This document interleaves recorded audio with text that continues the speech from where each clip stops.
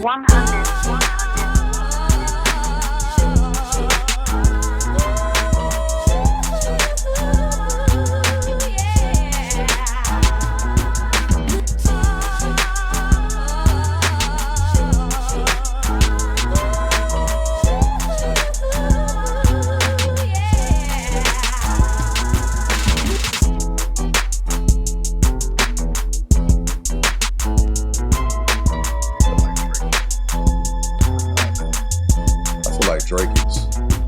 I feel like Drake and Chris Brown are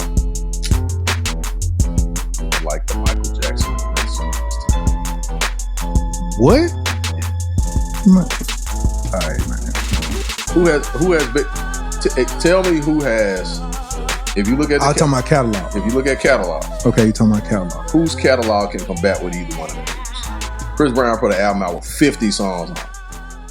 This is true. And there wasn't no bull. There wasn't no bull now. It was actual music, like actual music. Yeah. Wow. Okay. What basketball team was this? Jesus Christ. What team is this? Las Vegas Aces. Oh, man. We started off on the wrong. So did. Oh, man. I need to watch some WNBA games. Yep. Shoot it. Shoot the J. Shoot it. I'm not on your team.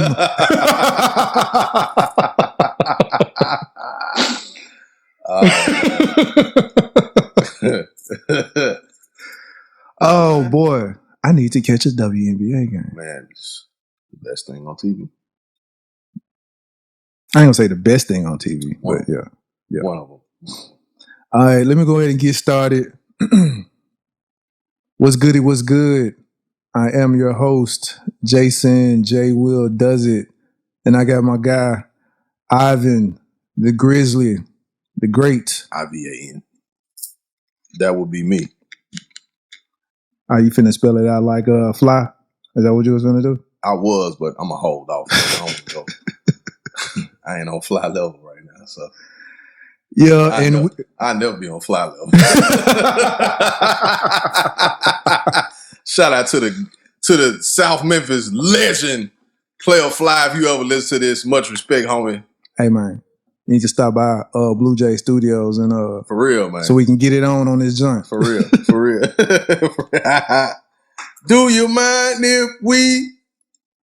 I'm sorry, I get carried away. Leave the snow. Leave the snow.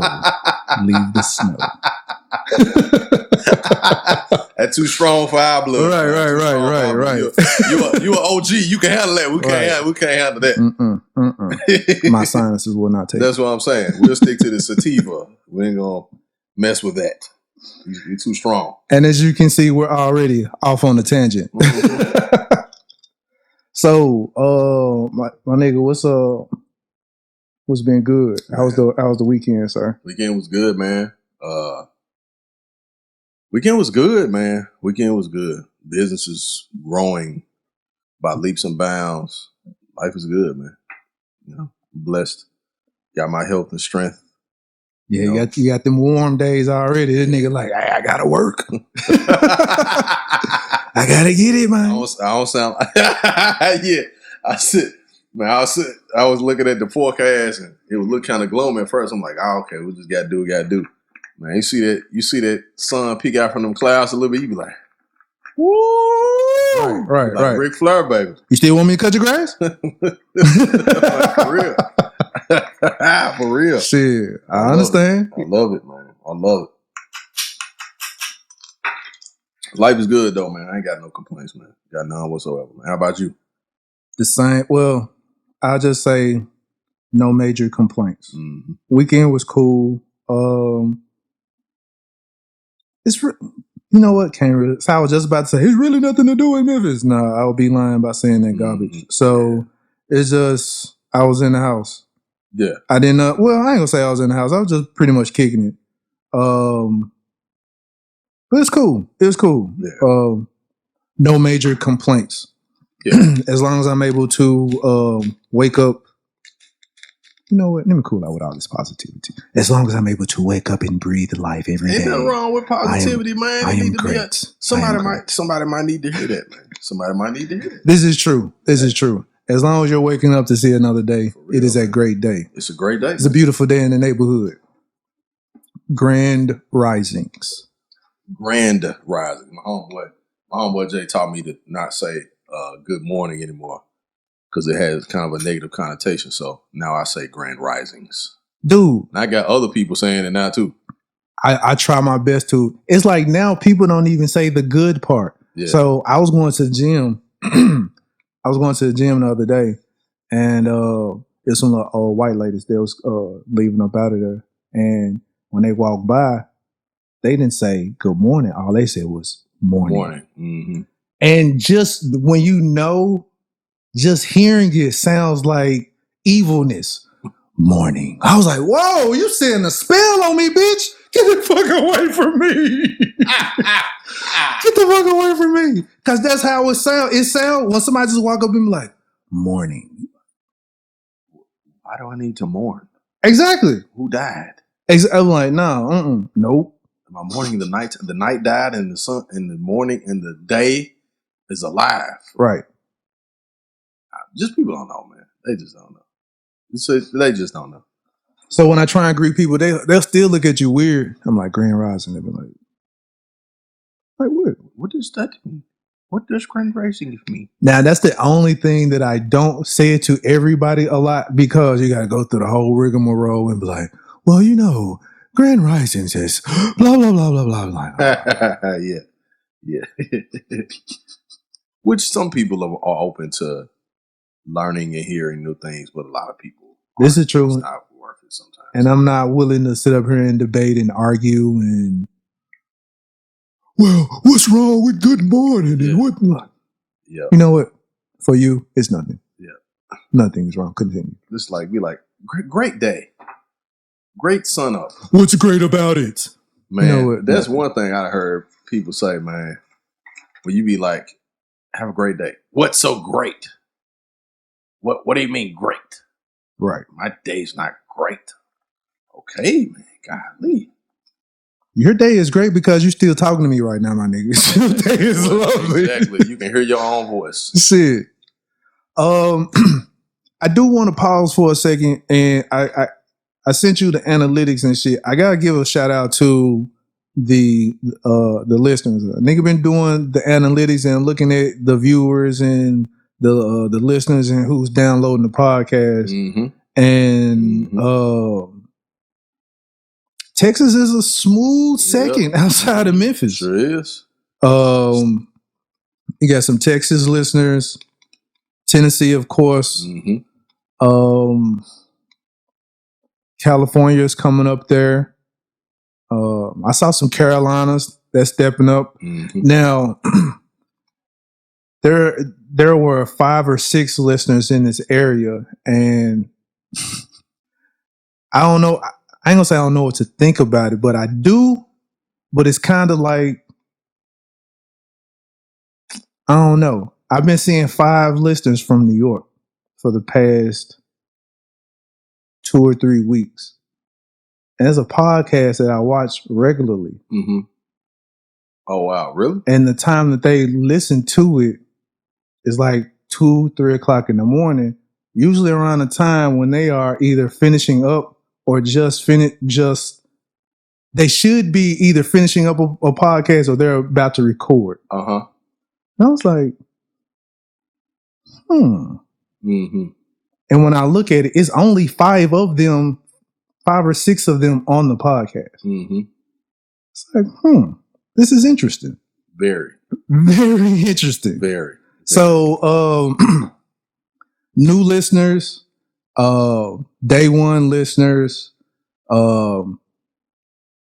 thank you. Yeah. Appreciate, spread the word, tweet the podcast, share the podcast, whatever it is. I appreciate that, man. Oh, yeah. Yeah. Do you realize this will be episode 21? Yeah, episode 21. Like, my nigga, we have more episodes than some people have TV shows. 21. 21 episodes. 21 episodes. Like, somebody had to stop me for a minute. Like, Jason, you realize you got like 20 episodes? Yeah. Like, you need to sit back and just be proud of that. You got 20 fucking episodes. Yeah. It's a Like if you, most other, this is like 20 episodes of 2 hours of content. Yeah. Which usually. Like, if you chop that joint up in like 30 minutes. Yeah. It would be 80. Right. 80 episodes. If we did 30 minutes, because usually like weekly podcasts, a lot of people, weekly podcasts, they may do 40 minutes or 45 or something like that. Right. We're doing 2 hours every week. Right. Give or take. So, but I mean, I just think that's a testament to our ability to produce content. You know what I'm saying? So, who knows? I mean, like, who knows? But I just think it's our ability to produce. A lot of people don't have that kind of content. I know I've heard like some people say like, man, the podcast is long and it takes a lot of time and stuff like that. But like, yeah, we got some podcasts that are an hour and 30 or whatever. But I don't have a problem. I mean, there are people that want to listen to 2-hour podcasts. Some people want to listen to an hour podcast, whatever. Right. So I mean, how I look at it is, I mean, you can always break the podcast up when you're listening to it. 30 minutes at a time. You don't have to listen to the full 2 hours. Yeah. And I think you talked about like breaking something up, putting it out there, piecing it. Yeah. Like YouTube and stuff like that, or just for those of us with the shorter attention spans. Yeah. So I know none of y'all really want to hear us for 2 full straight hours talking all the time. Some of y'all do. Yeah, some of y'all really like that shit. Yeah, some people do. But for those who just won't listen to Jason for 15 minutes, you're like, this nigga is getting on my fucking nerves. I'll take this nigga 15 minutes. Cool. Yeah. So, you got anything you want to talk about? I brought my little 2-piece early. That was the first thing on my mind, man. What? I've been listening to them all week. Chris Brown and Drake. I've been listening to them 2 dudes all week. Okay, so I've been listening to Drake, but it ain't the duo of Chris Brown. No, it's not the duo. It's just I've been listening to both of them. Okay. And looking at their body of work and catalog, I believe that we're looking at one. I'm gonna say this about Chris Brown. Chris Brown, you can play Chris Brown's music in any club, in almost any type of environment. Like, Chris Brown got music for your R&B folks. He got, a little like rap kind of stuff. Right. You know what I'm saying? He got techno. You know what? Why you bringing it up? You got a cool little segue that I wanted to bring up anyway. So yeah, cool. So he's got he's got songs that you could play in a techno club, more pop stuff. Like, he's a highly versatile character, I would say, in entertainment. Because he's more than, I think, in my opinion, Chris Brown's a little bit more than just a singer, because he's writing, he's producing, and he's doing a lot of other different things. So shout out to Chris Brown on that. As far as Drake goes, let me just say, Drake is one of the greatest. He is one of the greatest entertainers of our time. And I'm going to say this. The reason why I'm going to say this is because. Why? Because the nigga came to a game with a WWE belt? Yeah, that too. and that granddaddy fedora hat he had on at the game. The dude does stuff, man, that only he can get away with, though. Can't nobody else get away with the stuff he do, man. This is true. And like anybody else, they would rip them apart. But that dude does stuff, man, that you'd be like, that's Drake. Cause I seen your boy at the Grizzlies game the other day. Who was that? Cam Newton. What was he Did you see this foolishness with this nigga had on? No, don't even tell me. I didn't see it. Now I gotta go find it. What did he have on, like a grandmama scarf or something tied around his neck? He probably had some. This nigga had fat girl heel boots on with some skin. My nigga jeans are so tight you can see his calf breathing. And dude like 6'4", and he like 6'4". Yes, man. Now, when I say big girl heels, there is a thing called big girl heel. So the heel is like the clunky brick heel, the block heel. It had a block heel on the back of the boot. that this nigga had on. I don't understand. I'm like, dude, what are you doing? These ain't Tim's, nigga. I don't understand. That boy knees gonna be told. He already probably got tendonitis anyway, but them boy knees gonna be told. I'm gonna have to find the picture. I'm gonna show it to you in a minute. Why Cam Newton? Why are you doing that? Why are you doing this, sir? You're an athlete. You'll hurt your ankles. But I shall let you continue. You'll twist a kneecap. But man, about Chris Brown. But yeah, and Drake. So what I was thinking about with Drake, man, Drake he's versatile. He pretty much can do any type of music. So I was listening to. So I put in iTunes. I was working a couple of weeks ago. I don't think he can do any kind of type of music. It's just that the music that we don't like, it just dies down and nobody says anything negative about it. Sometimes, because sometimes like he'll make stuff and folks be like, I don't know about that one. Because that Afrobeat song that he came out with, it came out and then it just died down. Yeah, but he's got so many other different things that he'll have 4 or 5 number one songs out at one time.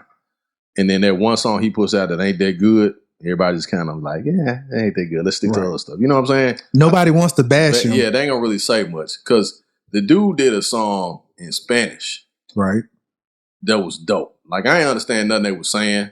The concept is dope. The concept, the song was trash. Yeah, what the concept was the concept. I don't speak Spanish, so I don't know what they was talking See, we give artists a lot of time. And see, they get passes. They get passes. They get a lot of passes. They get a lot of passes. They get passes. But other artists, they'll try something different, and we crucify them for trying something new and different. Well, because they're not as layered. You know what I'm saying? They're not as layered when it comes to what we like about them. Oh, well, okay, I can see that because Drake reveals all of his layers. Yeah, all of his is revealed, so he can't. Okay, because it's just like the person that. Like, it's the person that really has not too many secrets about themselves. Like, they'll just tell you the truth about themselves right off, right? Or they'll talk about it in their music. So you really can't, there's not a whole lot you can do to bother them. You know what I'm saying? Right. So it's like, if they tell or discuss it, it's like, can't nobody really say nothing about it. You know what I'm saying? So, I'm not going to segue into it just yet, but now, I've been listening to Drake, but it ain't been the Drake I've been listening to is the Thought Drake. So I've been listening to Drake and Future. It's a time. What a time to be alive, part 2. That's not hard, man. I actually I was listening to what's the Big Mood? No, not that one. It's what's the joint? They got the Lil Baby remix or the Baby remix. Working on the weekend like usual. That one. Yeah. Gotcha. That one. I got that one downloaded. It's on my playlist, my work playlist. I like that joint.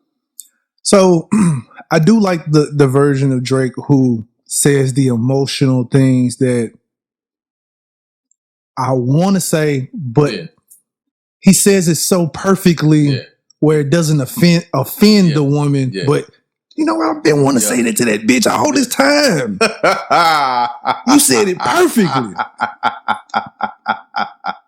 Start using that nigga songs as memes and captions.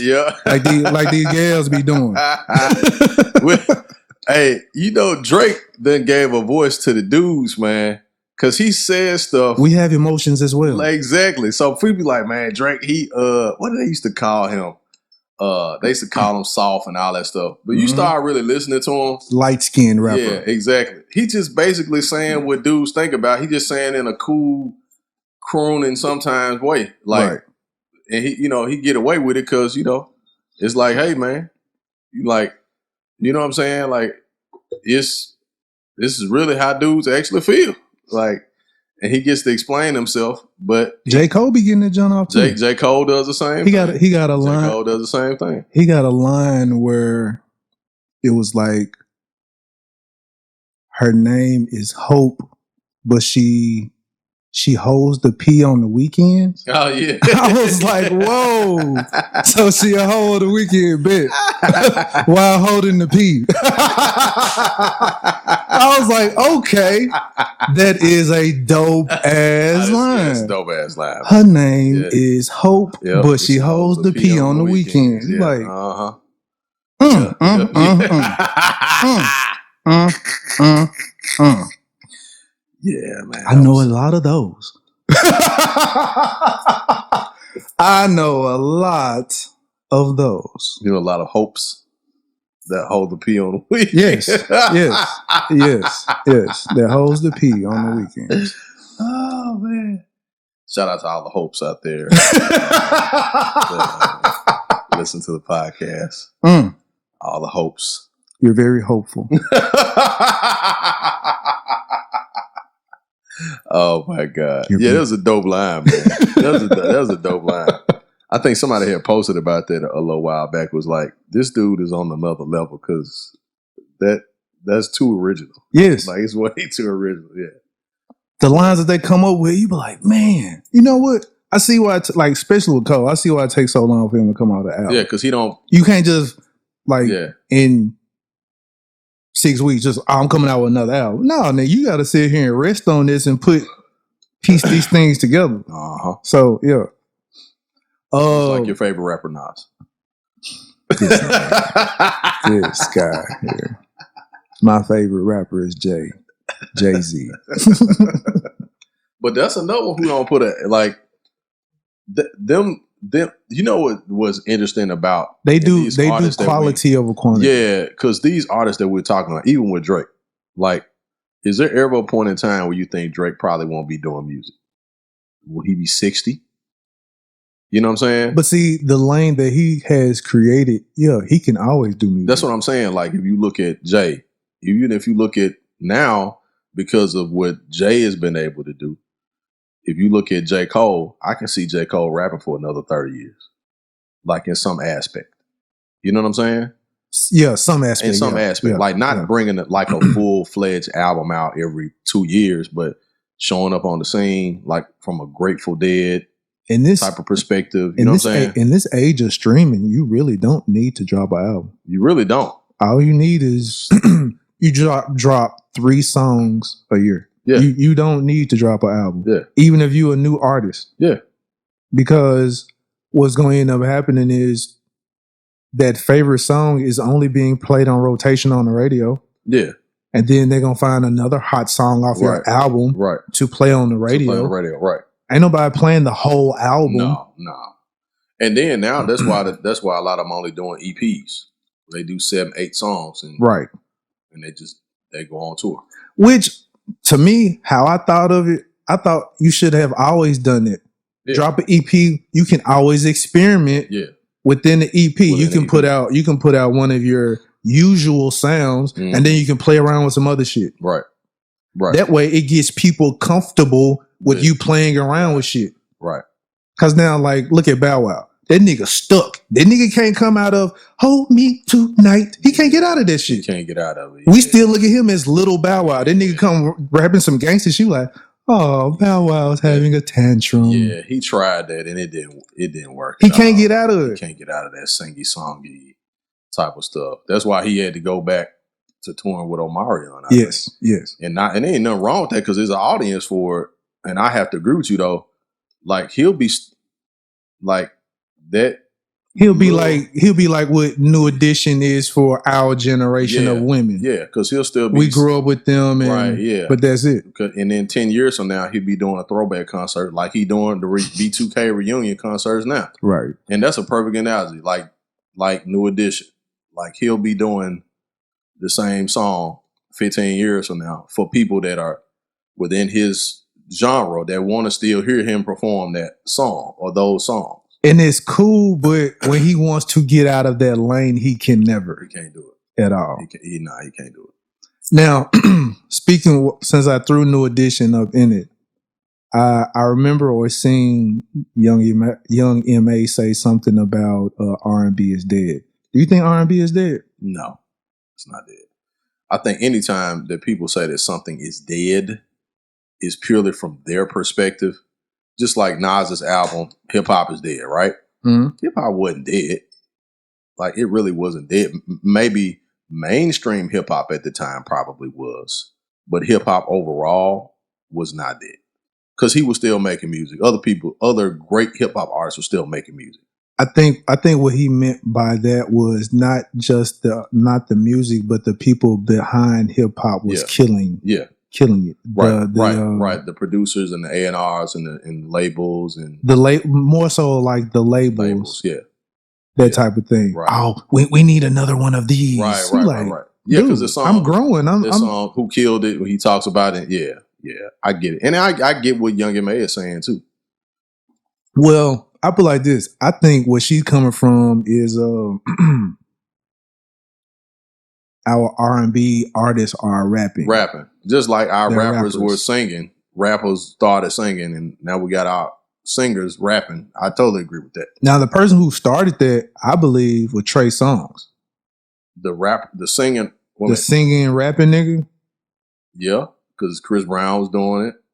But the one who was cold, now I don't really remember Chris Brown being cold with it like this, but Trey Songz came on singing when that nigga started doing Trigger. Oh, yeah. That nigga was cold with it. So after a while, you start seeing other... Yeah. Because I want to say even Raheem Devon had a point where he raps and sings and all of that type of thing. You know, Music Soul Child tried it, but he failed miserably. I don't even know why you threw Music Soul Child in this conversation. I'm sorry. I had to put some spice in it. Yeah, he tried it. The only other nigga who I know who can do it cold and still sing, and I think it's just the ratchet in me, is the Dream. I love the Dream, man. Oh, Dream. That nigga is cold. Oh, Dream is cold. Cold. Absolutely. Cold. Yeah, absolutely. I've been listening to that nigga since, what's his Terrius Nash album? Yeah, mm-hmm. Man, cold. Yeah, a Dream is cold. Yeah. And folks never bring this nigga up in the conversation. But a lot of the top tier artists have hit songs that written and produced by him. Yes. Yeah. Man, I put like this. I can play his whole discography versus anybody else's favorite R&B artist, and he's gonna kill him. Mm-hmm. Yeah, you can kill him on what? You can kill him on his last album. It was like a triple disc that he came out with. Oh yeah. Yeah. He's done a lot of innovative stuff. This nigga will sing on a song with it'll have a beat on it, but in the background, he fucking somebody in the background.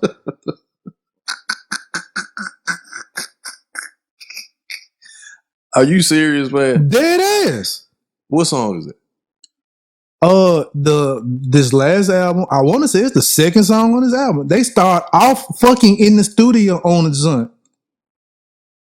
I gotta get and the beat come in, and you just hear him fucking through the whole song. You like, this is hard, my nigga. I've got to listen to that this evening. Y'all be sleeping on the Dream. Listen to that. Get the Dream album. But I think It's innovative. It's innovative, man.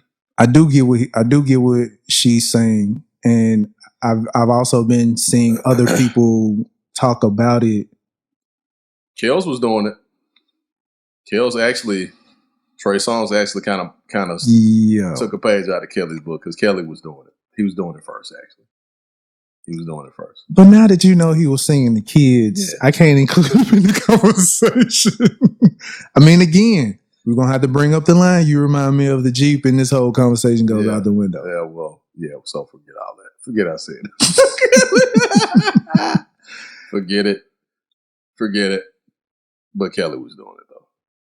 Because I'm trying to think what song does not, let's see. I'm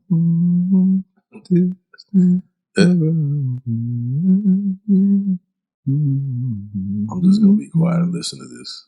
Okay, I'm thinking of an R. Kelly song that doesn't. Oh, you thinking of an R. Kelly song that doesn't involve sex? Oh, I'm sorry. No, I'm saying I'm thinking of a song that does not sound like it's singing to a minor. Oh, that's what I'm talking about. This nigga here. Your Body's Calling came up in my head, and I'm like, okay, so maybe that one. You had to hum it so you can make sure that it didn't have. I didn't want to say words. A criminal connotation to it. Yes, they still sell this man's music. You do realize that, right? His music is still available It's available to stream. So I think if it was anything questionable there, they probably yanked that. Okay, If he was saying something about that's fine. something. But anyway, enough on that. This is a over 21 show. This is true. But this guy, The Dream, Drake, Hey, and honestly, you can play Drake and that could be a panty dropper too. what, Drake? Yes, Yeah. Yeah. especially like the Take Care joint. Oh yeah. Yeah. Take Care. Some of his, some of the reissue stuff on Care Package. That John, what's that John? Paris Morton music that Ross came back and got and turned into Aston Martin music. That Who? John, Paris Morton music. Paris Morton. Mm-hmm. I never heard of that. You heard Aston Martin music? Yeah. Yeah, that's the same song. Oh, okay. That was Drake's song first. Oh, okay. Uh-huh. Yeah. Yeah, Drake put that was like Drake's second, like some of his mixtape stuff that he had put out there.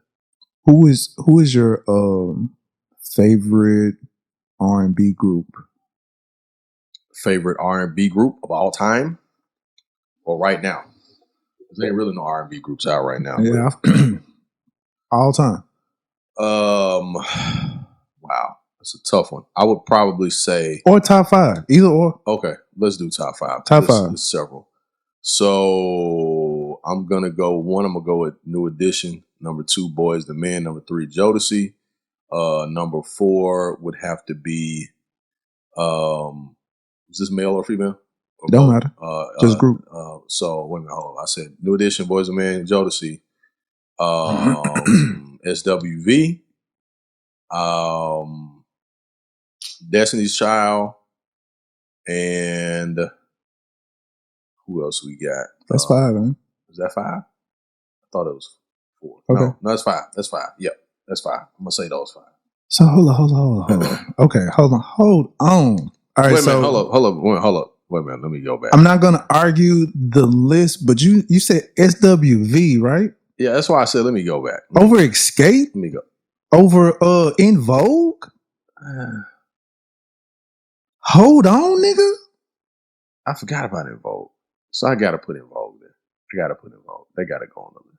I mean, I'm not trying to list shame you, but No. I just had to think for a minute because looking at In Vogue's, like In Vogue was a better blend of singers than SWV was. Actually, because it's more. It was, and they could sing their ass off. Period. Yeah. That was like 4 Anita Bakers. Yeah, and they did a lot of 4-part harmony too. Yeah. Yeah, it was dope. Yeah, my bad. Forgot about In Vogue. No, I'll take that one. I'll take because I used to listen to In Vogue all the time, so I'll take that one.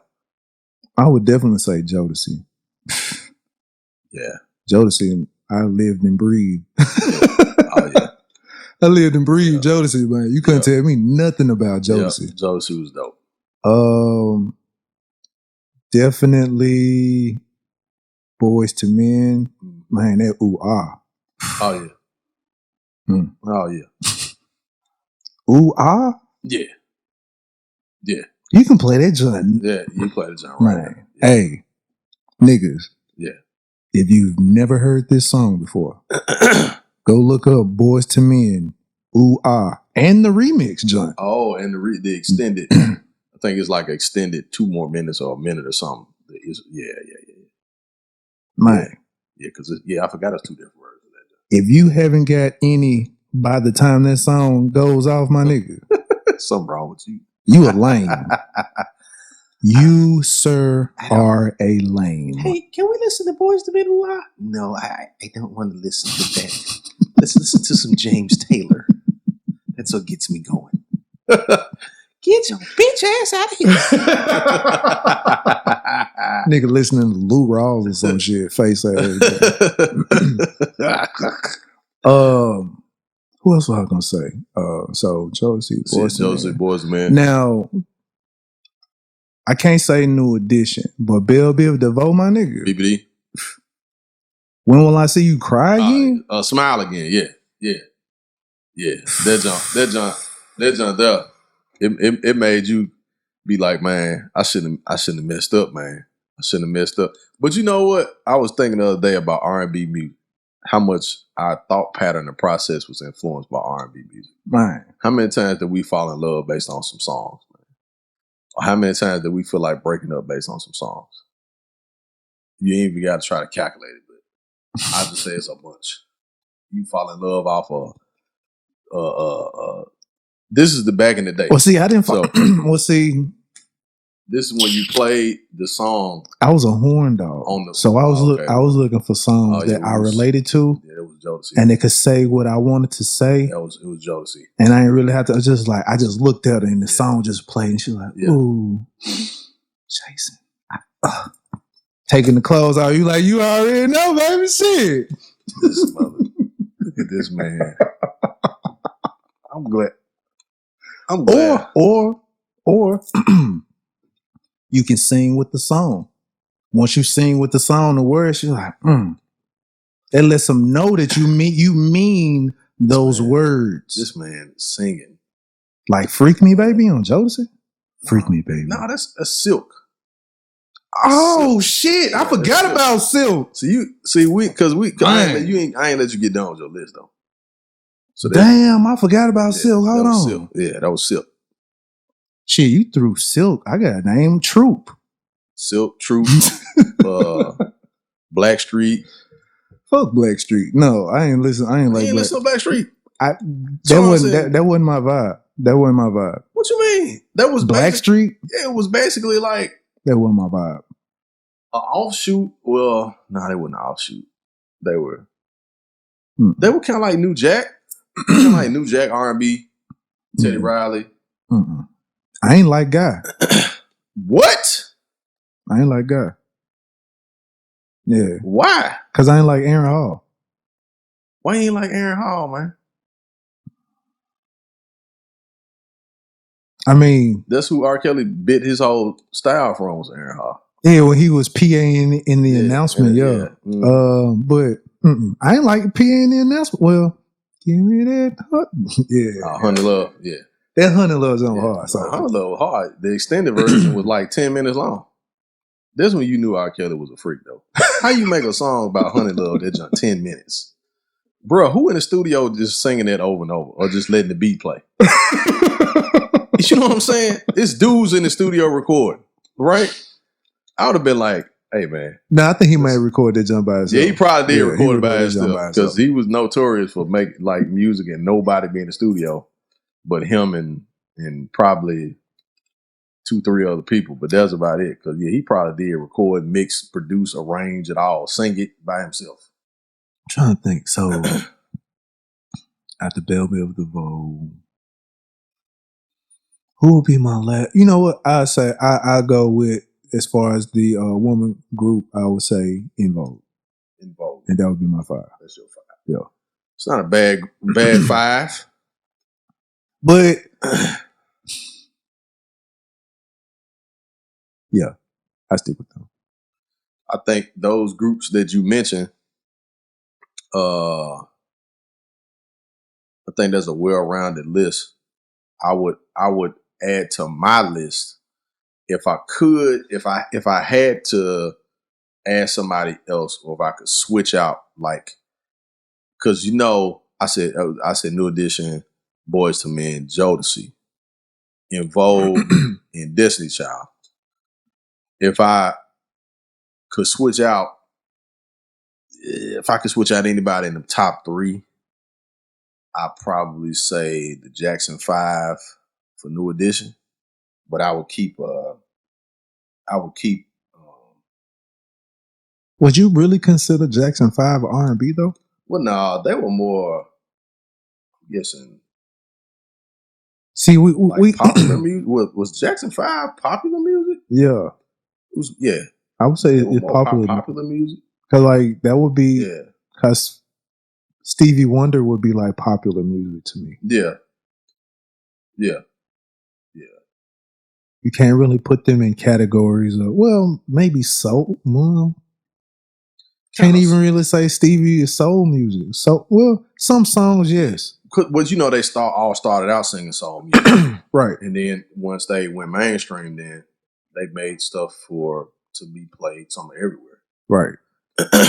But the Jackson 5, Jackson 5 probably more pop than it, because R&B didn't even exist then, I don't think. In like our terms of what we talking about, I don't think R&B existed. You had blues and pop and rock and roll, kind of sort of.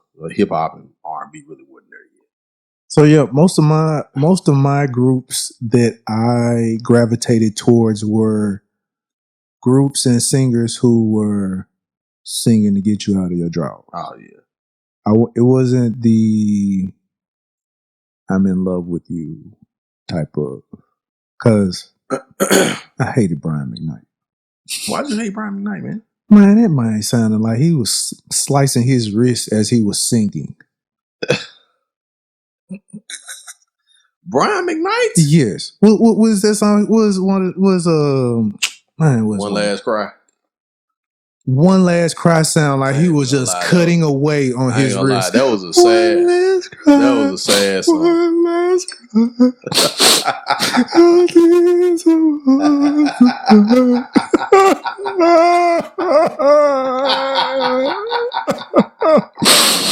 Why, bitch? Why, bitch? Oh, shit. Bitch. That's what that nigga sounded like. My mind, if you don't. Dude.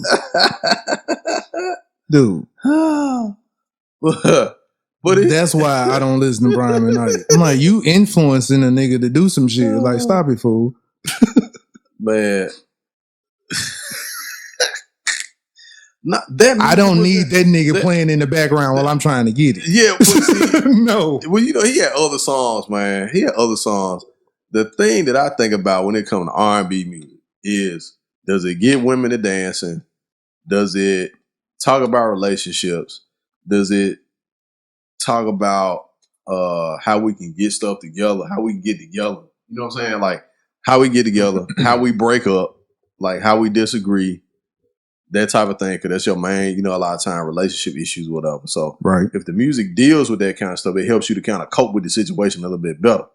And I would have to agree. Like, there's some songs that I don't want to listen to if I'm sad about a breakup, because it's going to make me worse. Right. Like, it's going to make me even sadder. Let me feel like I ain't cried all day and listen to this and I'm like, one last cry. I'll be like, like, I don't want that. Now, I don't necessarily want to listen to. And most of his songs are that way. So that's the reason. Most of them? You think so? Yes. Yes. Well, I guess you got an audience for it all. So this is true. There's an audience for everybody. So I don't want to listen to that artist that's going to get you deep in your emotions. Yeah, because then you can't come out. Then everything somebody say right. is like, oh. Like if we're trying to if me and her are trying to bond, I don't want nothing that's going to remind her of some shit that I did later in the past. So you know what you did? Do some shit like that. I'm like, oh. Damn it, Brian! Girl, I'm so sorry for all of what I done to you. And you listen to that song, you think you back good in with your girl, and y'all at the restaurant, right? Shit, and that song come on, and immediately her eyes go one way, and then she just cross her arms and put. This remind me when you was with that bitch. You like, oh, and you sitting there like, oh man, and you listen to the song. And then she looked. Don't change it now. Don't change it now. You're like, damn. And you got to relive that night. You got to listen to it all over. Yeah, you got to listen to it and all of it. Then try and change the money bag, yo. Big face. No lie. Big face. No lie. No lie. Big face. Hey, he might be on there talking about fucking a side bitch. He's like, damn it, money bags. Damn it! I'm finna turn to the classical station.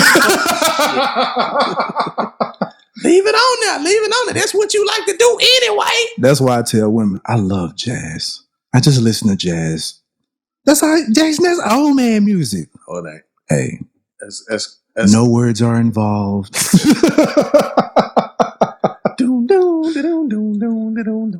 Hey.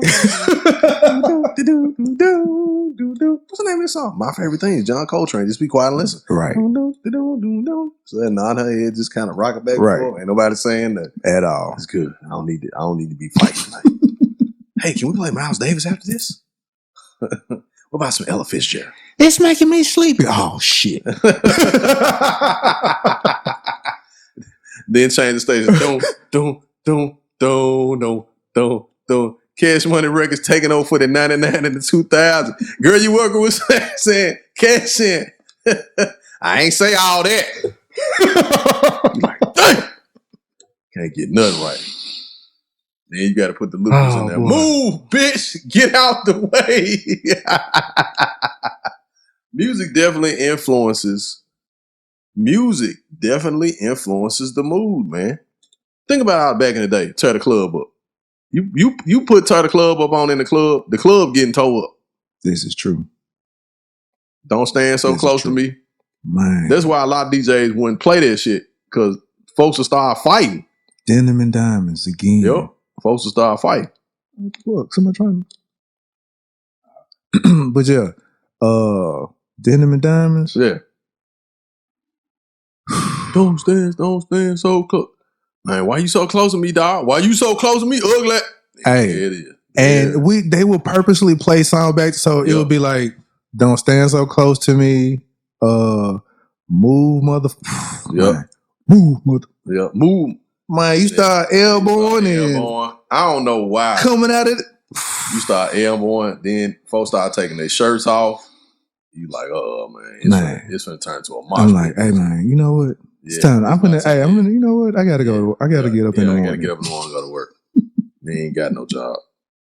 I just gotta get up in the morning and not go to jail. That's what I gotta do.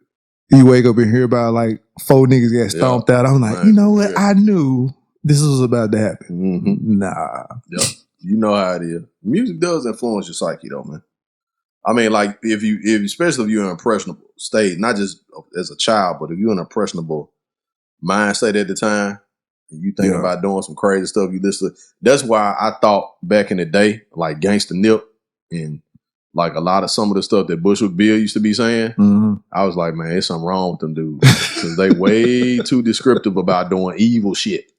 Like Gangsta Nip was a lot of the stuff Gangsta Nip for said. shock value. I know it, but like even still, and I knew Gangsta Nip was for shock. I knew he was. I knew Bushwick was for shock and a lot of stuff.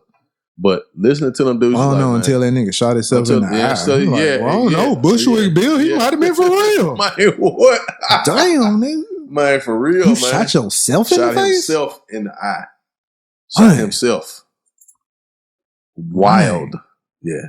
Then that man was like, he was so drunk and high and all kind of stuff. He was like, forget it. I'm just going to go and try it out and lose this eye right quick. Damn, he was Petty Wah before Fetty Wah. Man, what? Man. Real. Back on his R&B, I know everybody like, dog, JJ, I was talking about nice R&B groups. We still talking about them? But yeah. Shy. See, I was gonna say Shy because I like Shy, but they was like one album. Yeah, they didn't have a whole lot.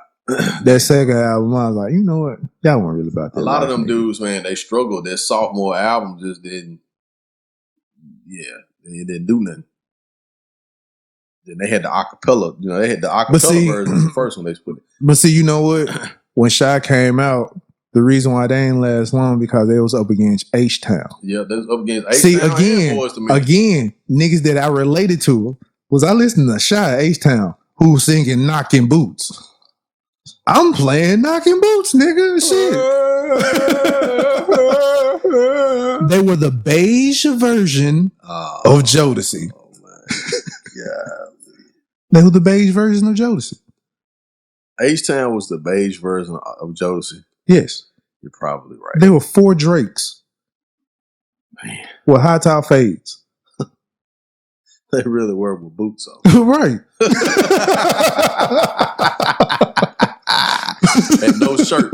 And no shirt. H-Town. Uncle Luke, produced by Luke Skywalker. Exactly. So you already knew what they was going to be saying. Body rocking, knocking the boots. Right. I just remember that. Dude singing, man, coming in all strong. I'm like, man, Luther Campbell had an R&B group. That jump was hard. Hey, that's just like Master P had an R&B group. Sons of Funk. Yep, sure did. What was the name of that song? Man. I can't remember it. Oh, man. I know what you're talking about though. Yep. Sons of P, what is the name of that song? That man. I'm finna be mad. I don't know. Hold on, man. It's some like that was the other thing I liked about Master P though. He was diverse.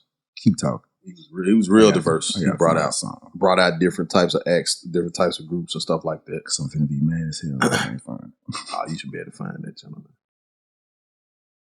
But I like the whole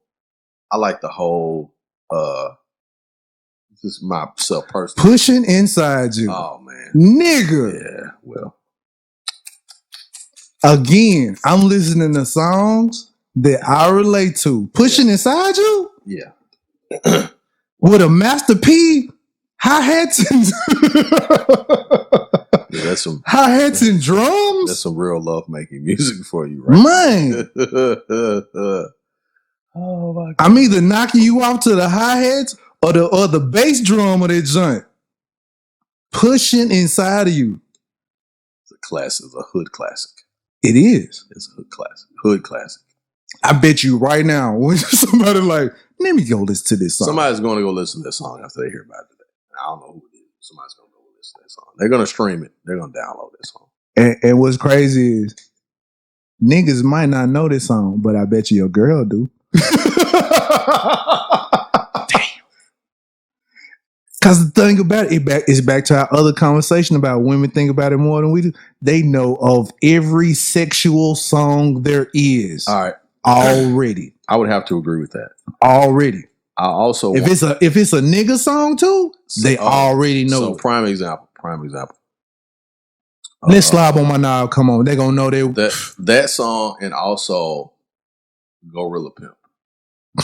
Yes, women. All you gotta hear is women. Doom, doom. Man, dude, that's my shit, dude. They will put stuff down, and all you see is this right here. You start seeing them shoulders like moving. Right. Doom, doom, doom, doom. You be like, well, they finna take. I have seen women rap that song. And I'm not talking about one or two. I'm talking about like 12 women rap that song word for word from beginning to end. Word for word. I'm a gorilla. That music start, man. And he rap and they be like, I'm like, y'all actually know this jump like that? And bug jumping while they doing. You Taco Bell in a pimp eating steak, collard greens. That's their favorite line. That's their favorite line. I'm like, golly. I'm like, for real? Yeah. Man, rapping that whole junk. I'm like, man, do y'all realize this? Slob on my knob can't even come on. They already on it. Slob on my knob. Like corn on the cup. My man. They be rapping that junk. They be real deal rapping that junk. Both of them. So again, I guarantee you, fellas, if you listen to this joint and you going to play Pushing Inside of You, your girl already knows this song. Yeah, she already know that song. I ain't gonna say what she What you know about that? Everything I need to know. I don't need exactly. Let's just listen to it. Take off your clothes. Hey. Dead ass. This ain't gonna get us fired. Dead ass. Man. Fired, man. Hey man. What's up? No, I don't want to take it there. Never mind. Oh Lord. Okay, so nigga, I seen the trailer to that John Henry fucking bullshit. I told you it was garbage. Dude. I told you it was. How the fuck does this exist? Did this come out in the movie theater? Dude, no, it did not. It better not. I know they ain't putting no money up for that bullshit. Dude. I think Terry Crews put his own money up for it. Dude. I'm sure this was a movie, one that was supposed to have been for Clark Duncan. Michael Clark Duncan? Yes. But oh, okay. He passed. Terry Crews was not the close second. Yeah, they should have got they could have got Mike Coulter or somebody, man.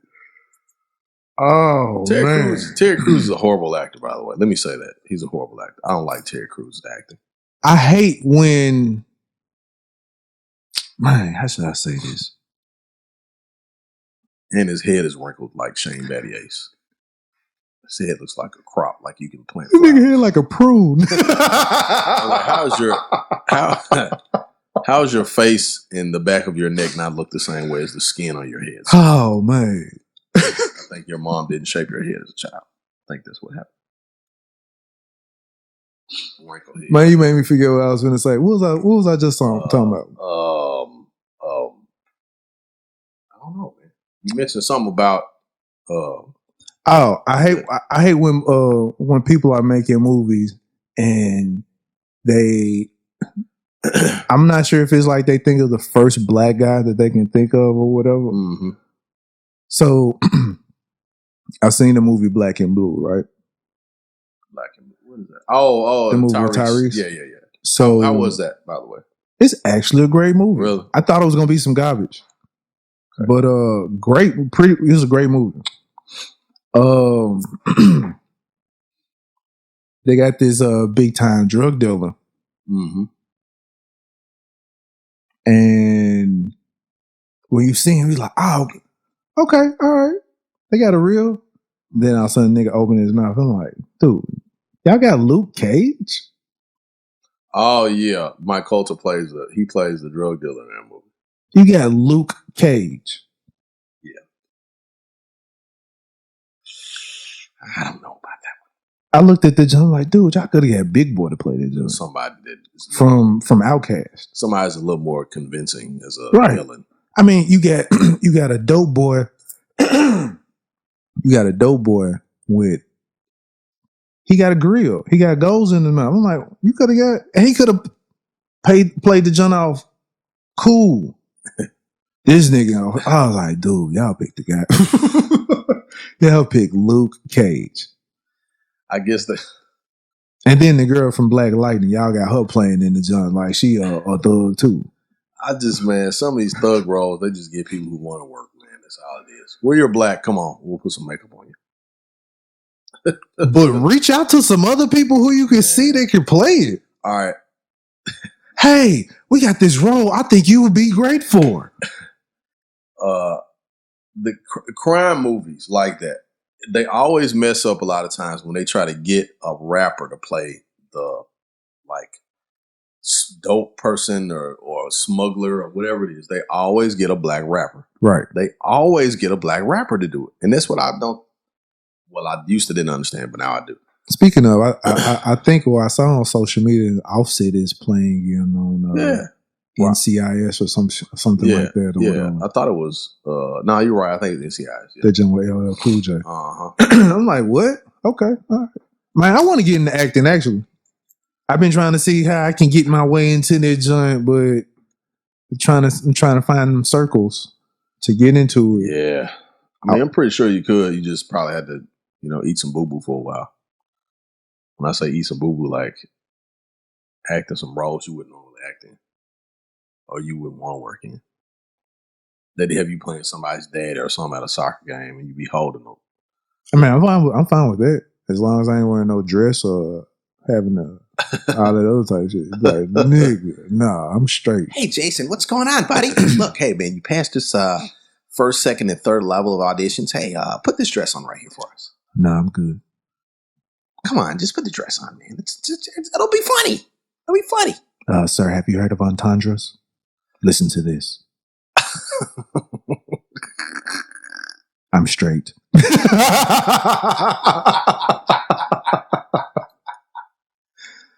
I'm straight, sir. This guy is so difficult to work with. Oh, my God. I'm straight.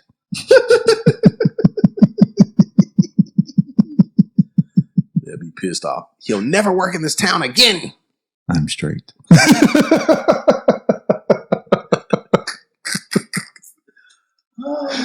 Oh, man. I'm loving it. So I got a question. Go ahead.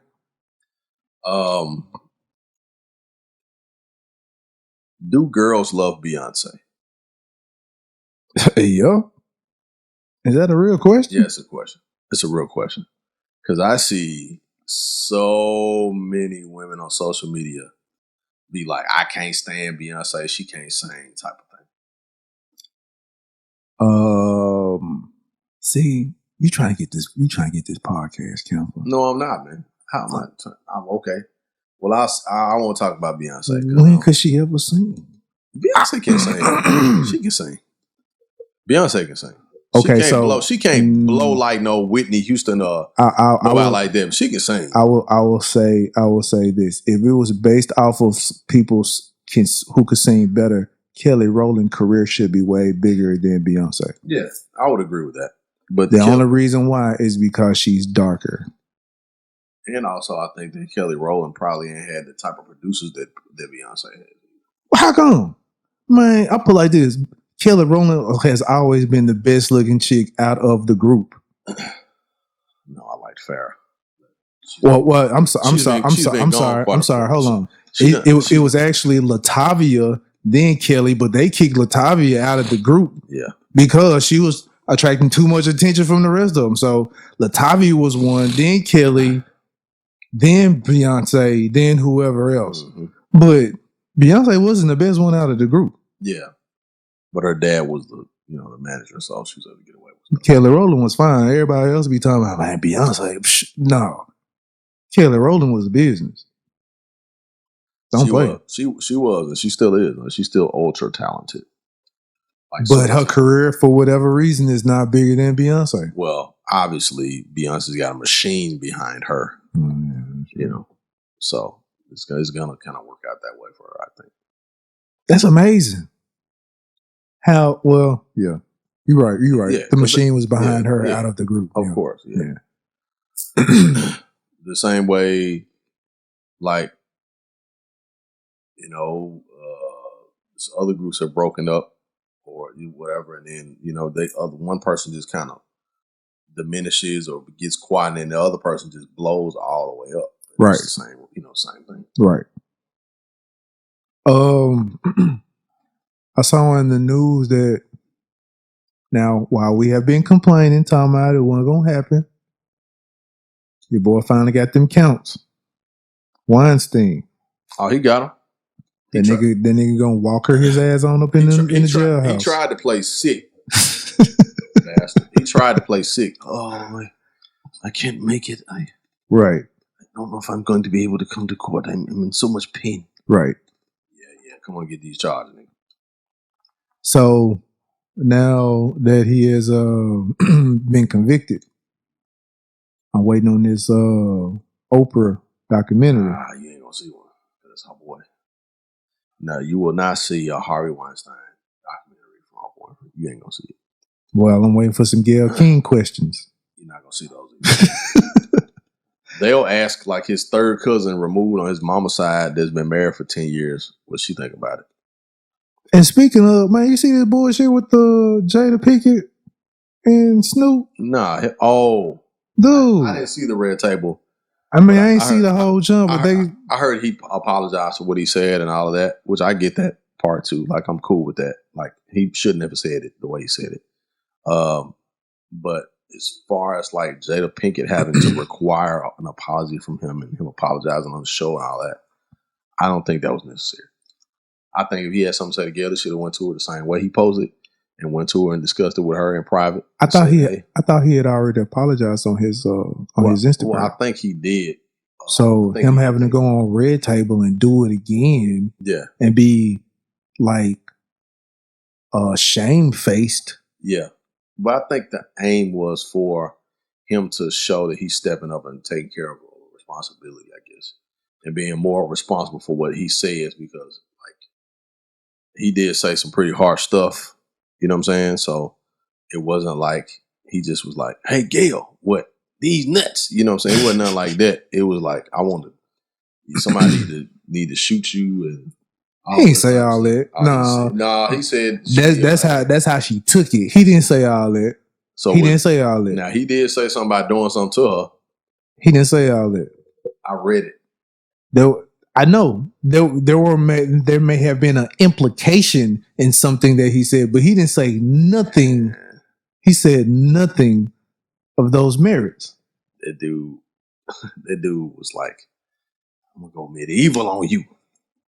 I'm gonna chop your arms off, and I'm gonna use them to slap people with people. And while they have shamed him, Gail ain't said nothing about what she did, what she's doing, as far as what she brought to the table with the questions. Well, we already know the answer to that. So why is Snoop apologizing? If I was him, I would have been like, "Hey, Gail, I'm sorry for what I said." The end. Click. Done with it. Through. Finished. Move on. But they've dragged this thing way too far. Yeah, they have. I think Gail King should have. First of all, I don't think she should have been asking those questions. That's just me. People say, "Oh, that's a good journalist. That's a good journalist," but there's a point where your humanity has to overtake your job. You know what I'm saying? Like, don't question this lady's friend. You can't be him as a person. Like, that's not cool. Now, this might be true when they say a good journalist, but at the same time, you can't be a selective journalist. Oh yeah. Now watch them say, they're being selective. We got a Harvey Weinstein documentary coming out. Oh, a documentary, huh? Oh, okay. So that's all I'm saying. You can't be selective about that. No. My next one, I gotta ask. So I've been waiting. I've been waiting to ask the question, and I was gonna wait until like after the memorials and funerals and all of that. Mm-hmm. So that man's hair look like ramen noodles. Kyle Kuzma got the ramen noodle, baby. My bad, man. Before you add the seasoning. Somebody need to walk past and be like, "Hey, my God, where the shrimp flavor at?" Oh, what man. Are you talking about? Oh, we'll figure it out later. He done added the shrimp package on the joint. Yeah, he done put it. Yeah, but he ain't put There's a shrimp package. It ain't boiled down yet. It's still stiff. Stiff as it. Oh man. But all right, so watching the passing of Kobe and everything like that, the weirdest thing that I have witnessed through this whole thing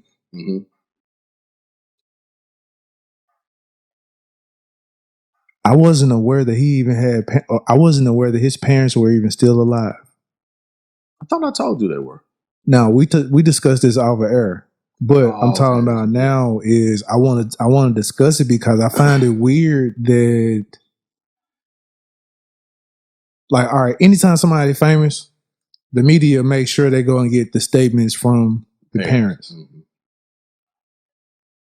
Some type of words or whatever, or they even say survived by such and such. Right. They never said he survived by his mom and dad, so that's why I said I thought his mom and dad was passed. Right. I think Kobe.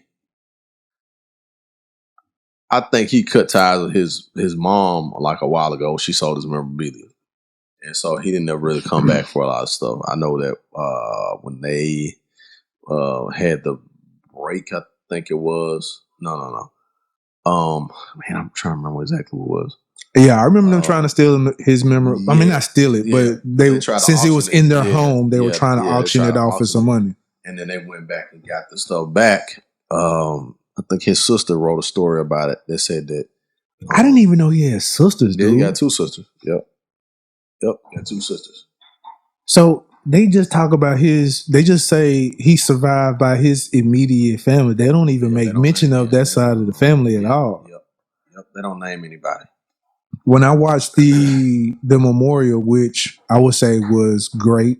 Yeah. Great jokes. Man, Michael Jordan talking about him having a new meme of himself all over again. Right. You know, him crying. You know, no, I'm trying to cry, but talking about my little brother. It's like a little brother to me. And you know, I told my wife, I said, now they're gonna make another meme. For the next 3 years, I'm gonna see myself. For the next 3 years, I'm gonna see myself in the meme. So yeah. That's you should be excited about it. The humor in the shack. I mean, like Jimmy Kimmel. Oh yeah. Yeah. All of that was great. And then it was like for a second, because I don't even remember his mom and dad coming up there saying any words. But there was a cameraman that put a quick glimpse on them. Well, his dad's tore up. Right. Mother just sitting up there like she don't. Yeah, I don't think his mama even really. I don't think She didn't even want to beat her. Yeah, she don't really care that much. I'm like, dude, unless Kobe was adopted, this somebody that you spit out. It's so funny. People be like, man, you gotta take care of your mama, blah, blah, blah. I'm like, man, that man was like, forget my mama. I'm gonna go get married to keep my money. I was like, dude. And then I want to think about this Mamba mentality thing. Mm-hmm. We be talking about the Mamba mentality. Now, my nigga, this nigga Mamba mentality cut off his family. His wife, he sure did. He sure did, man. He really did. Like, you be talking about the Mamba mentality on the same game, on the same day that the Lakers won their first time playing, they lose to the Trailblazers, talking about Mamba mentality. Nigga, Kobe Bryant would not have lost it. Kobe Bryant would not have lost that game if LeBron James had died in a plane crash and that game was dedicated to him. Dude, trust and believe that would not have happened. That first game they played Portland. I think they played Portland. And my suggestion for I was talking to some guys. My suggestion was like, man, don't try to put pressure on LeBron to do what Kobe did, because he ain't do it. Ain't no what. Then they ain't got nothing in him to do it. You know what I'm saying? If that nigga was talking about this is for Kobe, Mamba mentality, this, that, and the other, right. LeBron or somebody on that team, correct. The Lakers would not have lost that game. No. And it was the perfect opportunity for them to try some stuff that they scout teams all the time, but I think it was a perfect time for them to like try to push like LeBron in that area. Damn, little like I'm gonna show y'all Mamba mentality. Yeah. Damn, little like this is Mamba mentality, nigga. and there wasn't nothing they could say or do, because this nigga dropped off like what, 50? Something like that. This man. Everybody was tripping like Mamba mentality, like. Hey, that's not a catchphrase everybody can just throw out there. Mamba mentality is like you going for the throat. You ain't waiting on nobody. You going for the throat, and that's what Kobe did. That's what he did. Respect to one of the legends. Man. He cut his sisters off because he said, "I didn't want to be their crutch from them getting on their own." I was like, "What?" So he cut them off so they can make their own money. Yes, he did. He was like, man, I knew they was capable of doing it. They were great students. They did and he was like, man, I don't want them to, feel like they got to ask me for stuff because they got great careers themselves. I'm gonna tell you what happened between Kobe and his parents. Kobe bought them a house, right? Yeah. And then he bought his mother-in-law a house. The mother-in-law's house was bigger than the house he bought his parents. So they got crazy. No. Let's correct this. His mother got crazy. Oh yeah, his mom got crazy. Because his dad was all right. His dad was cool. His mom started shooting off about why they house bigger, why we can't get a bigger house, blah blah blah. Yep. And that's when the auctioning of the stuff came. Oh, you ain't gonna buy us no house? Oh, we're gonna buy us a house all this stuff right here. Mm-hmm. This high school stuff that you won? Yep. Okay, cool. Yep. Let's go ahead and sell this off real quick. Man, that's cold. Word? That's cold, man. That is cold, brother. His dad was tore up. Mother's just sitting there like, why am I here? Man, I don't know. I ain't gonna say they shouldn't have invited him, but I don't know. I'm just glad they didn't have nothing to say. That's mine. Because they could have got, emotions could have took over, and she could have said something she didn't want to. And I've been asking the question. I've been asking the question of maybe this is the reason why the media ain't even tried to. Man. So it's like they already like, you know what? His mother is this, that, and the other. So I ain't even gonna try. Well, because they didn't talk about a lot in the public prior to him passing, I guess they figured we just gonna continue to just do it the way we done it before. You know what I'm saying? Like, we ain't gonna bother with it. We just gonna let it go. I think some people had brought it up. Like, there's some folks like on social media talking about it, but I'm just like, through his whole Yeah. through his entire career. I wouldn't even say after he got drafted. I don't even remember seeing his parents there. Yeah, they took pictures and stuff with him. Yeah, they took pictures and stuff with him. Yeah, they took pictures and stuff with him. Like especially early, even after his first championship, his parents took pictures with him after that. I saw those. But then, like, okay, I'll say this. You know Shaq's career, right? Right. You've seen his mama through somewhere throughout his career. It's a different relationship. And then when Philip Harrison, his dad, his stepdad, was alive, he was always around. Right. So I promise you, I understand. It's just I don't know. It's just weird, man. That would be hard for me though. It's just weird. How bad I'm into my parents. Like if I'm doing something successful, I want them to be a part of it. This is my 2 cents. So, but I mean, you always gonna be close to your mom. So that means that's supposed to. Yeah, you supposed to.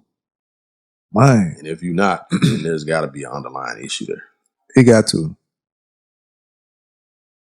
Man, that's crazy. Yeah. It's kind of I like that was kind of a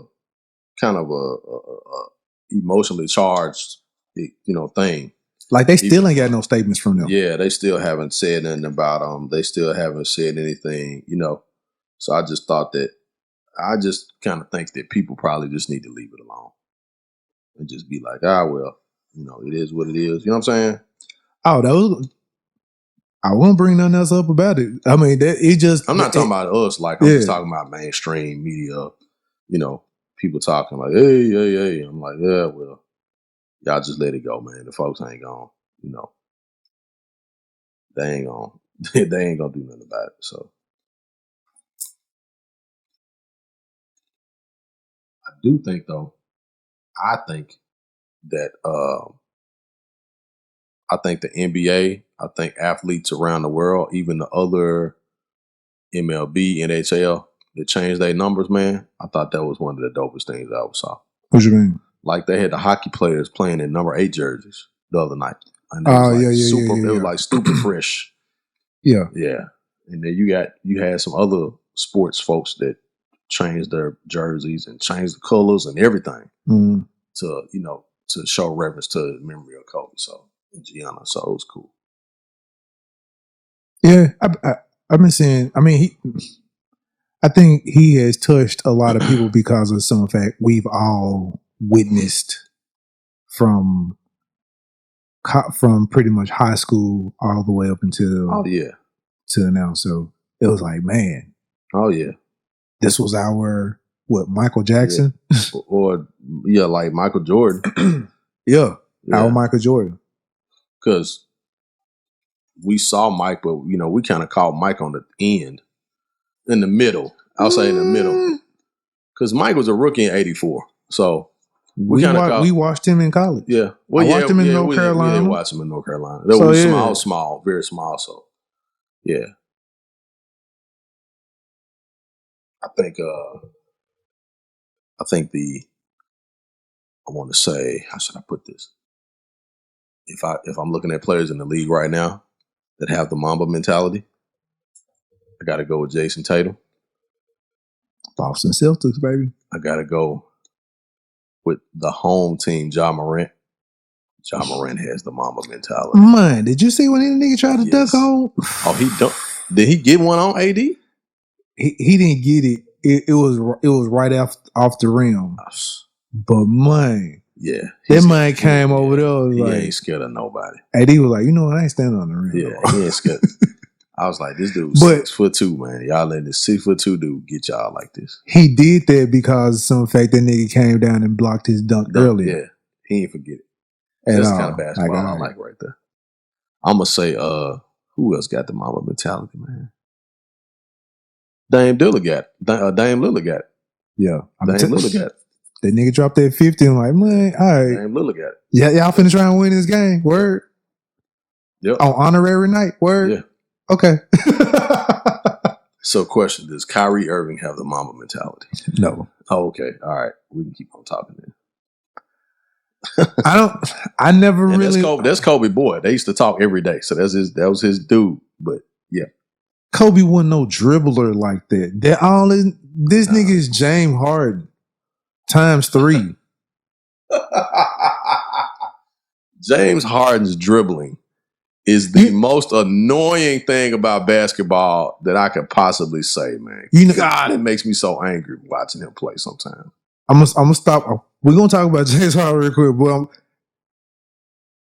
Kyrie is like the episode of when Will Smith joined the basketball team and he was dribbling all up and down the court, kissing the girls, dribbling in circles, pumping up the crowd, and then shooting the J. That's Kyrie. Like the rest of the team ain't fucking standing there. And then, like, nigga, give me the ball. Man, they done ran the whole play. The two big men that set picks for each other. Right. To clear up a shooter to come to baseline. Right. And this man's still out there. Right. Kissing cheerleaders. Who? Shoot it! Who? Oh, my bad, guys. I ain't see y'all over there. This nigga done dribbled through his leg behind the back. Iverson crossover. Man, and shot that. Stephon Marbury crossover. 4 people wide open, waiting on the ball. Nah, man. I think, let me see, who else I got on? I think got Mamba mentality, man. Kevin Durant. When he's playing, yes. Absolutely. I ain't talking about stuff outside of basketball. No. When he on the court, Kevin Durant looking to destroy you. Yeah. Real. Like, yeah. Watching him do LeBron in 2 years in a row, and folks are talking all this stuff about, Kobe talk shit. Kevin Durant, he ain't gonna talk shit. He just like, all you gonna say is, well, no, Kobe didn't talk. That's what Kevin. I saw Kobe talking shit during game. Kevin Garnett. Now, Kevin Garnett said that Kobe didn't really say a lot. He would say some stuff.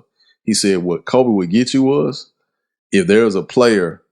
No, Kobe would say stuff in other languages, and you didn't know what he was saying. I remember, yeah. And he was like, when they played L.A., I think they were playing in Boston. And when I think they beat them in Boston because they lost to Boston and then they beat Boston. And he said he was talking to Paul Gasol in Spanish, right? Or Portuguese or something, I think. And he didn't understand what, like, folks were like looking like, well, like, what are they? Like, he was caught, like he was giving him instructions in another language. And then what was funny when Luka Doncic that plays for Dallas Mavericks. Right. And Luka was hooping. He was like, he heard some dude speaking Slav. And he would turn around and look, and he said Kobe Bryant was sitting there smiling at him. He was like, this dude messing with, this dude heckling me in another language. Right. Like, you know what I'm saying? Like, how crazy is that, dog? Like, if I'm finna talk shit, I gotta learn how to talk shit to you. Exactly. You know what I'm saying? Like, that's crazy, man. That's crazy, man. That's really crazy. I've been seeing a lot of players been talking about, this is for Kobe Mamba mentality. I'm like, dude, you can't use you can't use that. No, just be like, no, you can't use that. Mamba for life. Just say Mamba for. Don't say it because you ain't got it. I ain't gonna lie. You ain't gonna hear me say Mamba mentality. No. LeBron definitely does not have the Mamba mentality. At all. Sorry, guys. I have a LeBron mentality. I'm just gonna go get this. I have a LeBron mentality. I'm just gonna get this triple double, and when it's 2 seconds left on the clock, I'm finna pass that jump. Right. Let me go ahead and put this do-rag on so you can see my receding hairline. I'm gonna bite on my fingertips the whole game while I'm on the sideline. Let me forget about all of realities. If I could wear the do-rag during the game, boy. Oh, that's gonna be the next thing. He gonna try and get that jump off and be like, oh, I forgot that it was on. and because it's him, they ain't gonna say nothing. Right. LeBron, come on, man. You can't wear that. Not the do-rag. I'm gonna wear it tonight, man. Come on, Brian. Come on. You're kidding. You're gonna try it.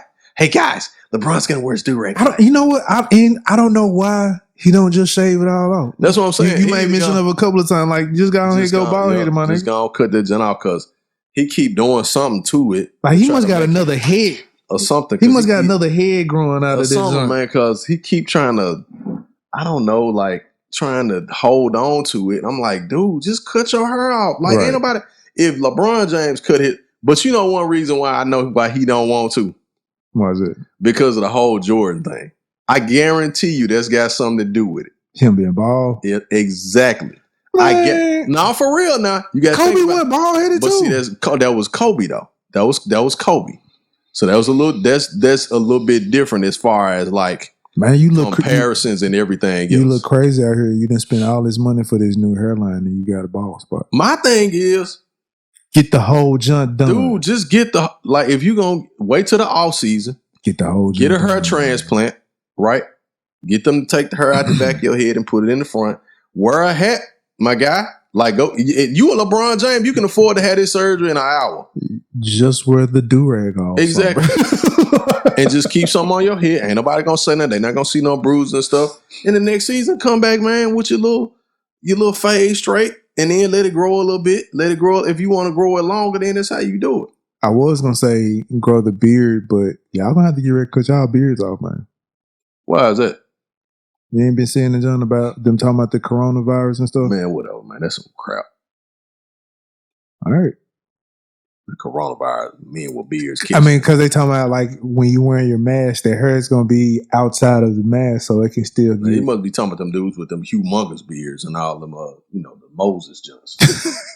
Nah, I ain't never did. The Moses Yeah, he's like, dude. You talking about them nigga like a rabbi or something? They're like 29 years, like 29 years old, looking like a rabbi. And you went to Hillcrest. Yeah, for real, man. I like beard. I'm trying to grow mine and all that, but you 27 years old, your beard down here to your chest. Like, I'm like, bro, what you doing? Yeah, all kind of chicken wings stuck in there and ice cream cone pieces all in that junk. Nah, I'm straight on all that.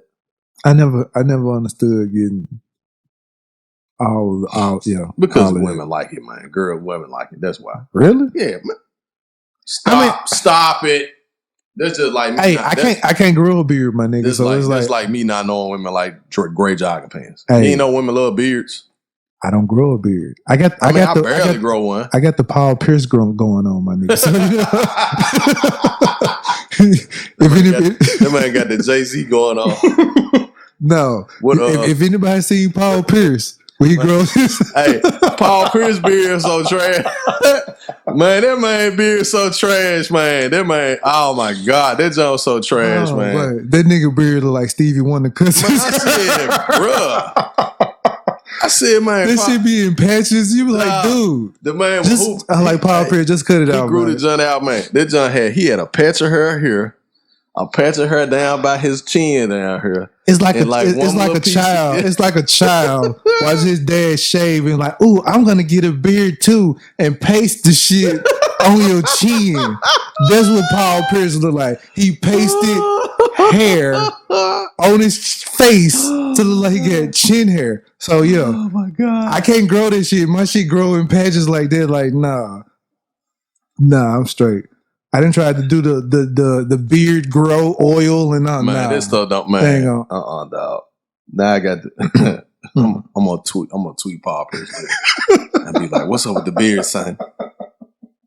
Give me beard tips." Watch that. I used to be mad when I see Paul Pierce. Watch that man block me when I said it. I'm like, dude, this just like pubic hair growing out of your cheek. Stop it, man. I'm finna tweet. Matter of fact, I'm finna tweet Paul Pierce right now and ask him for beard tips.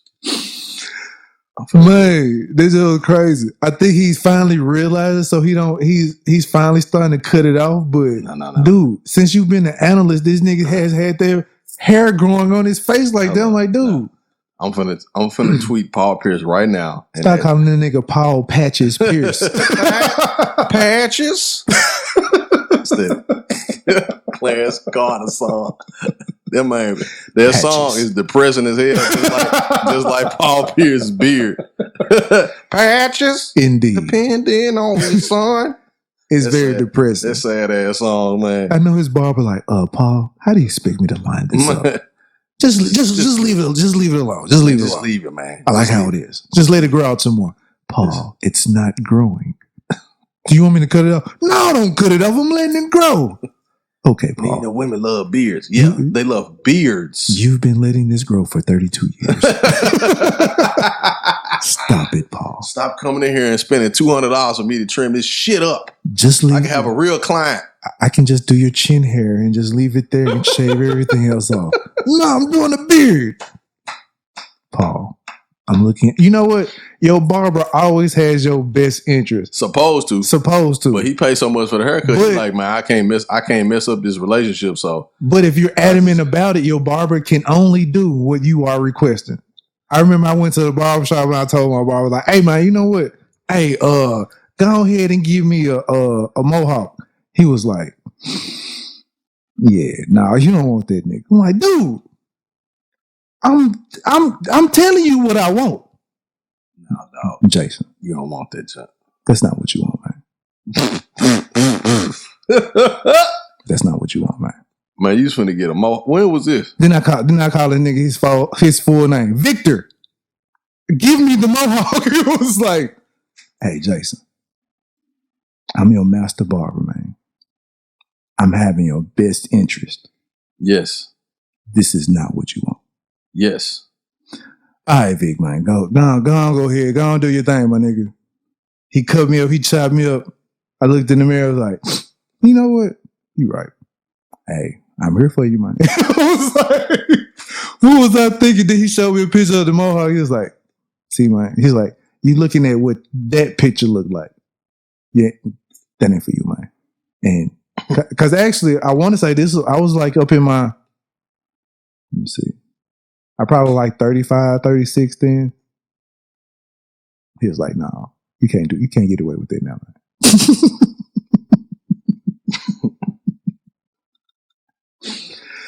Oh boy.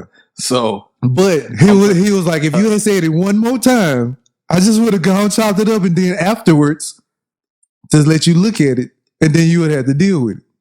I was like, you know what? Cool. I just had to talk you out of it, sir. You should have talked me out of this tweet I just sent. I said, yo, Paul Pierce. I need some beard growth tips. Holla at me, go. Watch I get blocked. Oh man, nigga. Fuck, you text him off. Watch I get. I'm gonna see if he even responds to this. I don't even know. He probably won't even pay this no attention. I don't know, man. They be in their feeling. John Morant cut up because of the simple fact somebody tweeted and said that who was it? I forgot what it was. They had said something negative about him. So that's the reason why he cut up and they whooped the Lakers how they did. So they read what you tweet. They hold up. I mean, they whooped the Lakers' ass too. So wait a minute. Hold on, where's my tweet? Where did it go? They didn't delete it. Don't tell me. You've already been blocked. Don't tell me I'm blocked. No, hold up. No, this nigga been blocked already. No, there's not. No, I know. Hold up, man. Wait a minute. It's still. I think it's out there, but I can't see it on. I can't see it on his, but I can see it on mine.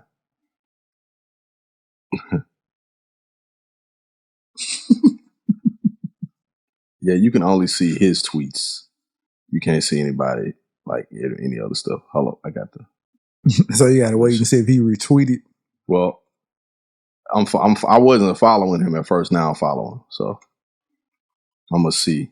I'm gonna see if he tweets anything back. So let's see. I'm gonna wait. Yo, Paul Pierce, I need some beard growth tips. Holla at me, go. That's right. Like, all right, y'all trying to be like you being an ass right now.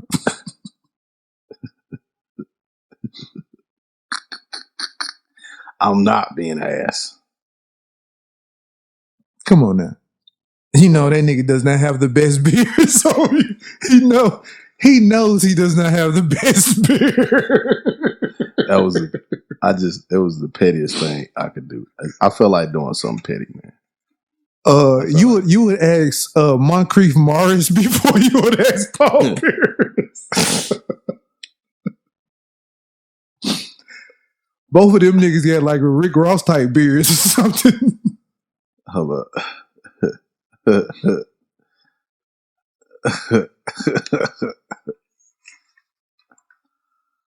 Oh man.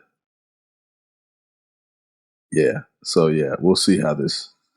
We'll have an update next podcast on Paul Pierce's response to my question.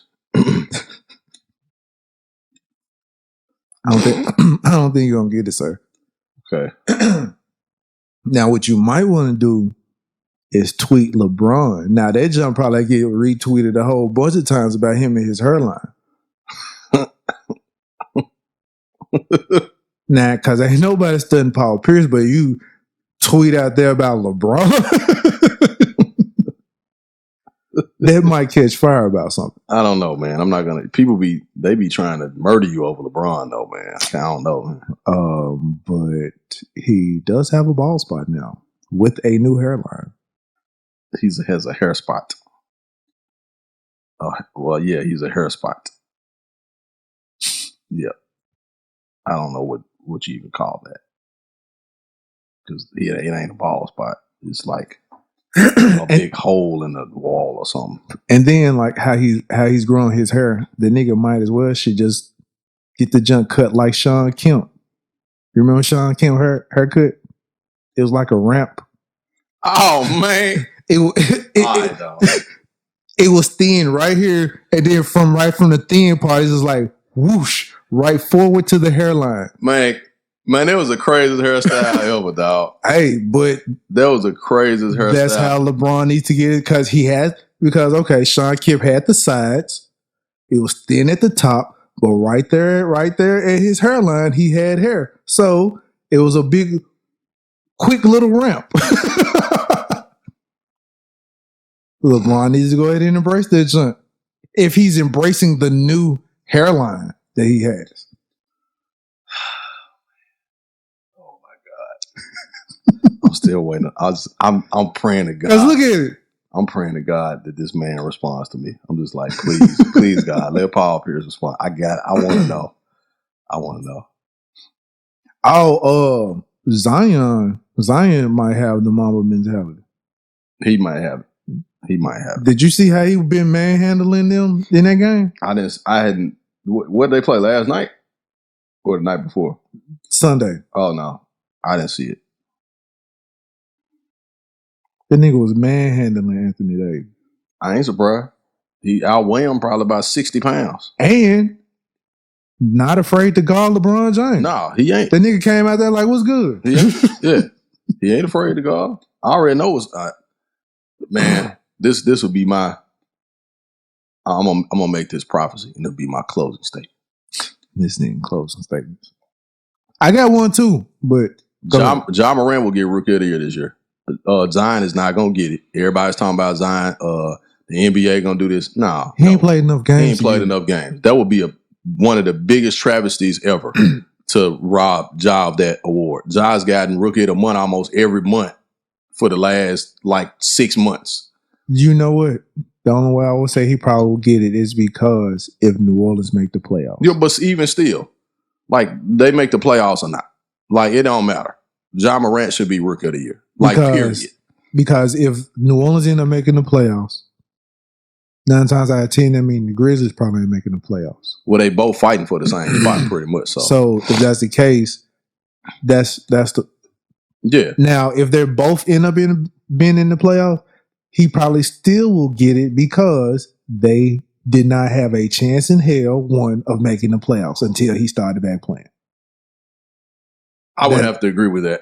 That's the only way they would be giving it to him. Yeah, I would have to agree with that, with them having that chance with him on the floor. But I can't see them robbing Ja that. I just can't see them doing that. And I'm not saying it won't happen, but I just can't see them doing it. And I also think that overall, Ja Morant will have a better career than Zion will. Because Ja has a higher ceiling. Because to be honest, Zion's game is very limited. His game is very limited. I'm gonna put something out there that I believe is going to happen. I see the split already happening. Mm-hmm. It's just a simple fact of where this nigga is going to go to. One, Ben Simmons is not going to be a 76er next year. No, he's not. Two, no, he's going to be playing for the Warriors. Think so? Yes. Okay. And the reason why I think he's going to be playing for the Warriors,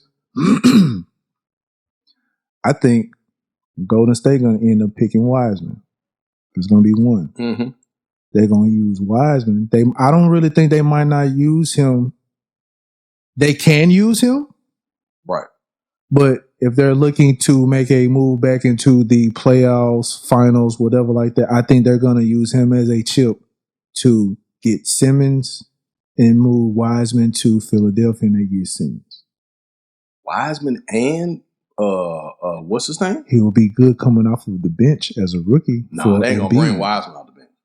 Wiseman had to go. He gonna have to go somewhere and start because he too much of a commodity. I can't see Wiseman coming off the bench. But if you're Philadelphia, who's always talking about the process, why not? I mean, that may be possible. He can get molded by watching Embiid. But excuse me. Embiid has health issues. He gets hurt. So True, why wouldn't Wiseman be getting them? Wiseman ain't gonna want to go no Philly and sit behind Joel Embiid. If Embiid stays in Philly, that means he's probably gonna be there long term. Because that's the thing right now. Is Embiid going? Excuse me, or is my guy Ben Simmons going? It's like they're not meshing well together. So one of these guys we're gonna have to unload, right? Yeah. We're gonna unload one of these guys. So you're gonna bring a star power, you're gonna bring a future star center, which we think Wiseman's gonna be a star, and sit him behind Embiid for the next 2 seasons. I don't think so. A team's gonna want Wiseman to be on the floor right away. Well, if you're talking Wiseman's gonna go top 3, they're gonna want him on the floor. It might be a 3-team deal, but I think. I right now, this whole riff, that's whatever is going on with Philadelphia. It's on purpose too. It's on purpose too to get movement. Because right now, how Simmons runs the ball, he's a great fit. Because right now, everybody talking about he can't shoot threes. They want him to shoot threes. He doesn't need to. In the world of Golden State, he don't need to. He just need to get the ball to the shoot. He can drive to the hole, score when he want to. Yeah. If he can't get that 2, I got 2 people I can kick it out to. Yeah. And I got Draymond Green. Yeah. I think it's gonna be I think Wiseman's gonna get drafted by Golden State. And I think Golden State will move because Golden State got a lot of money now. They can do some stuff because they had people retire and they moved other guys. So they probably can make a deal for Simmons. They probably could. You think so? But see, that's what I'm saying. That deal would That's what I'm saying. That deal would include Simmons and Wiseman or something like that. So, but yeah.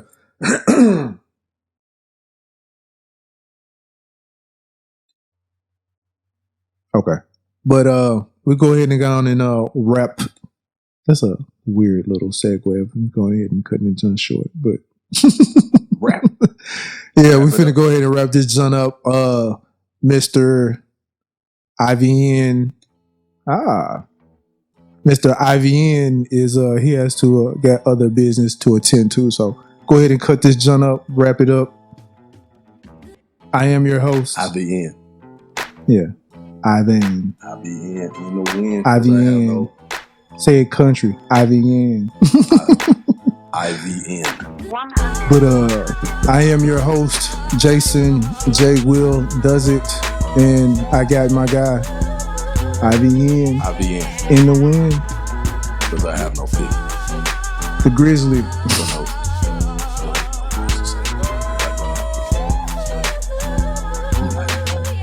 Are you? Yeah. And see, that's the problem. See, you know what? I think it's a beige thing. It's a light skin thing. You know what? Yeah, because y'all not used to having to be responsible. Y'all, nigga, you beige like me. I'm not. Dude, I'm 12 shades darker than you. Oh my God, man, dude. This guy. That's cause I ain't really had no sun today. If I'm in the sun, I'm like Zartan, my nigga. I get out there changing shades. For those who don't know who Zartan is, you need to watch G.I. Joe cartoons.